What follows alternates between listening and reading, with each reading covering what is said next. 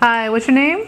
VagiIDEAws1Nov2013LAReading. Yes, and you're in what, 5th grade? Yes. And this is your first work sample for 5th grade. Can you show how you can read, please? Yes. First of all, what's the title of the book you're reading? The title is Black Beauty. Who's the author? The author is Anna Sewell. Okay, I think it's probably Sewell, but that's close. Alrighty, go for it, please. Okay, chapter 1, My First Home. Looking back to when I was a very young colt, I think of the beautiful meadow where I lived. It had a clear pond and shady trees, and from it I could see a plowed field to one side and my master's house on the other side. At the top were fir trees, and at the bottom there was a brook with a steep bank.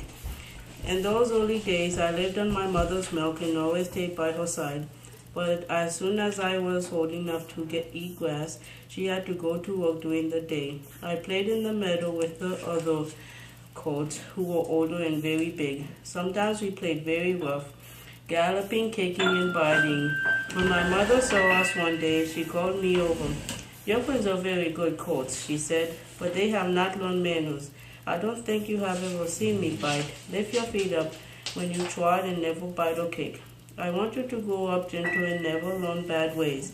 I always tried to remember her advice because I knew my mother was wise. Our master certainly favored her.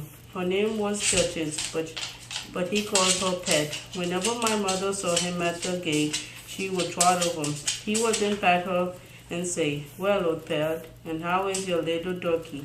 I was a dull black, so that was the name he called me by. Our master was kind and he liked him. Ugly. You're reading so well, so fluid, flowing, good inflections, nice quotations there, the way you read. Thank you very much. Thanks. You've just done awesome.